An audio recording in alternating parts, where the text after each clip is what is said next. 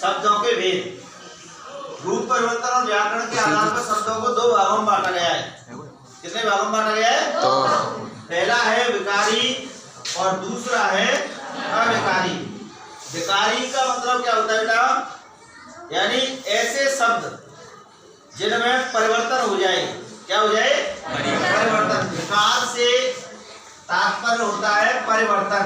विकार माने क्या है? परिवर्तन। और परिवर्तन काय के आधार पर? लिंग पुरुष और वचन के आधार पर। लिंग पुरुष और वचन के आधार पर जो शब्द बदल जाते हैं वो क्या कहलाते हैं? विकारी शब्द कहलाते हैं। और जो शब्द लिंग पुरुष वचन के आधार पर नहीं बदलते वो क्या कहलाते हैं? अविकारी कहलाते हैं। इसको हम कैसे देखो, कैसे समझ पाएंगे विकारी शब्द कौन से हैं और अविकारी शब्द कौन से हैं? जैसे हम आपके सामने एक उदाहरण देते हैं। जैसे मैं लिखता हूं राम किताब पढ़ता है, ठीक है बेटा। दूसरा उदाहरण सीता किताब पढ़ती है। और तीसरा उदाहरण वे किताब पढ़ते हैं। वे किताब पढ़ते हैं। अब देखिए यहाँ पर ये जो पढ़ता है एक वचन है और पुल्लिंग है, क्रिया का रूप है। एक वचन है, पुल्लिंग है। और यहाँ पर पढ़ती है एक वचन है, स्त्रीलिंग है। और यहाँ पर पढ़ते हैं बहुवचन है। कौन सा वचन है? बहुवचन है। अब देखो ये क्रिया पढ़ता है से पढ़ती है हो गया और फिर पढ़ते हो गया।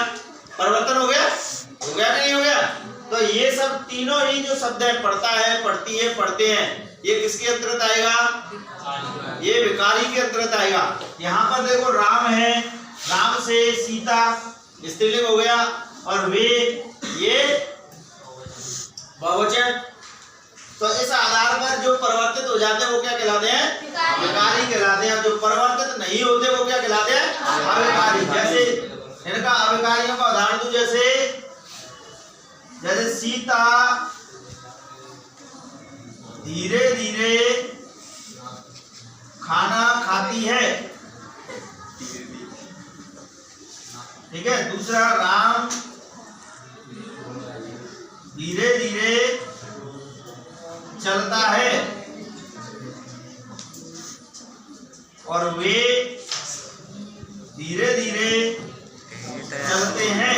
अब देखो बेटा तीनों ही वाक्यों में धीरे धीरे में कोई परिवर्तन नहीं हुआ। जबकि यहाँ पुल्लिंग करता है तो भी धीरे धीरे ज्यों की त्यों है। यहाँ स्त्रीलिंग करता है, यहाँ स्त्रीलिंग करता है तो भी धीरे धीरे ज्यों की त्यों है। और यहाँ पुल्लिंग करता है तो भी धीरे धीरे ज्यों की त्यों है। और यहाँ वे यानी ये बहुवचन करता है और फिर भी धीरे धीरे ज्यों की त्यों। तो धीरे धीरे में कोई परिवर्तन नहीं हुआ। अतः ये किसके अंतर्गत आएगा? अविकारी के अंतर्गत आएगा। तो विकारी के अंतर्गत कौन से आते हैं और अविकारी के अंतर्गत कौन से आते हैं, व्याकरण के आधार पर इन बातों की भी चर्चा करते हैं। विकारी के अंतर्गत देखो बेटा, एक तो आती है आपकी संज्ञा। क्या आती है? संज्ञा। दूसरा सर्वनाम, तीसरा क्रिया और चौथा विशेषण। ये चारों व्याकरण की कोटि विकारी शब्दों के अंतर्गत आती है। और अविकारियों के अंतर्गत आपके आते हैं, एक तो आता है क्रिया विशेषण। क्या आता है? क्रिया विशेषण। दूसरा आता है संबंध बोधक अव्यय। क्या आता है? संबंध बोधक अव्यय। तीसरा आता है समुच्चय बोधक अव्यय। क्या आता है? समुच्चय बोधक अव्यय। और चौथा आता है विषमयादि बोधक अव्यय। और पांचवा आता है निपात। इनका अध्ययन करते हैं हम अविकारी के अंतर्गत और इनका अध्ययन करते हैं विकारी के अंतर्गत। विकारी कौन से शब्द हैं? विकारी वे शब्द हैं जो लिंग पुरुष वचन के आधार पे बदल जाते हैं, इनका रूप बदल जाता है। और जो लिंग पुरुष वचन के आधार पर नहीं बदलते वो कौन से हैं? अविकारी हैं। तो विकारी के अंतर्गत संज्ञा, सर्वनाम, क्रिया और विशेषण पढ़ेंगे और अविकारी के अंतर्गत क्रिया, विशेषण, संबंध बोधक, समुच्चय बोधक, विस्मयादि बोधक और निपात, इनका अध्ययन करेंगे।